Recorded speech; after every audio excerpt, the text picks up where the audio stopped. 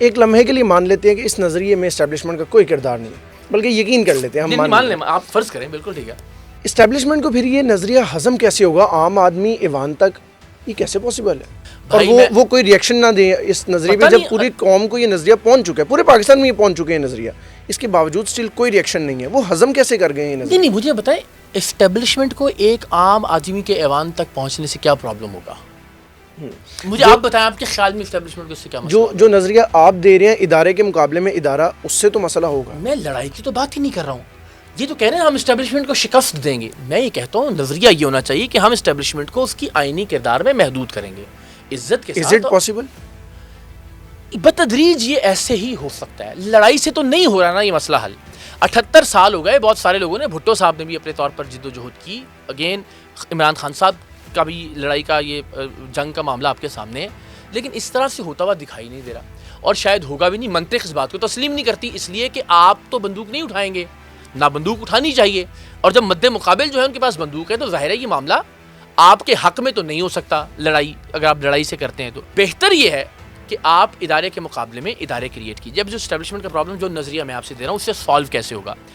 Establishment کے مقابلے میں جب بھی کوئی ایک شخص ہوتا ہے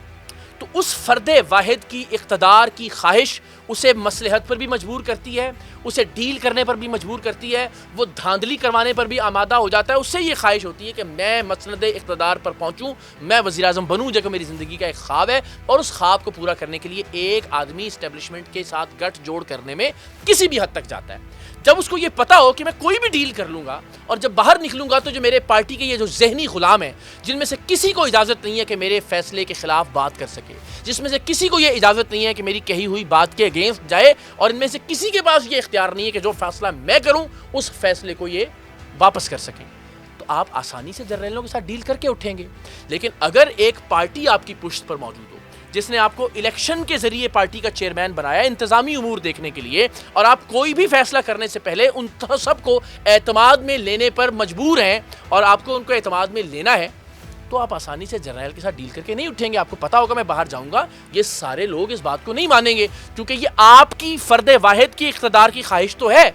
ان لوگوں کے اقتدار کی خواہش تو نہیں ہے۔ وہ اصول کی بنیاد پر ایک فیصلہ کریں گے کہ ہمیں اسٹیبلشمنٹ کے ساتھ نہیں ڈیل کرنی چاہیے، تو الٹیمیٹلی جب ایک فرد ڈکٹیٹر بنا ہوا ہوگا سیاسی جماعت کے اندر، تو وہ یقیناً جرنیلوں سے اور اسٹیبلشمنٹ سے ڈیل کر لے گا اپنے ذاتی مفاد، ذاتی لالچ، اپنے خواب، کرسی اور اقتدار تک پہنچنے کے لیے۔ لیکن اگر لوگوں کا الیکٹڈ چیئرمین ہوگا جس کی ایک مخصوص مدت ہوگی، اور اس مدت سے پہلے بھی وہ تمام لوگ ووٹنگ کے ذریعے اس کو امپیچ کر سکیں گے، نکال سکیں گے اس کے صدارت کے عہدے سے، کبھی بھی اس کو ضرورت نہیں ہوگی کہ وہ بیٹھ کے اسٹیبلشمنٹ یا، تو میں یہ سمجھتا ہوں کہ پہلی بات آپ اس سائیکل کو روکیے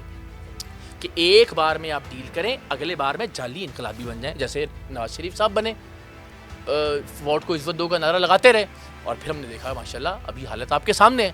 تو آپ یہ باریاں جب تک نہیں روکیں گے نا، بس جس نے ایک بار اسٹیبلشمنٹ کی گود میں بیٹھ کے اقتدار میں آنے کا رفتہ چن لیا، مجھے یہ لگتا ہے کہ بالکل ویسے ہی اس کو ریجیکٹ کرنا چاہیے جیسے قوم نے اس وقت حکمران جماعتوں کو ریجیکٹ کیا ہوا ہے۔ یہ کریں گے، ابتدا سے آغاز کریں گے، ورنہ پھر ساروں کو معافی دیں اسٹیبلشمنٹ کی گود میں بیٹھنے کی۔ ایک بار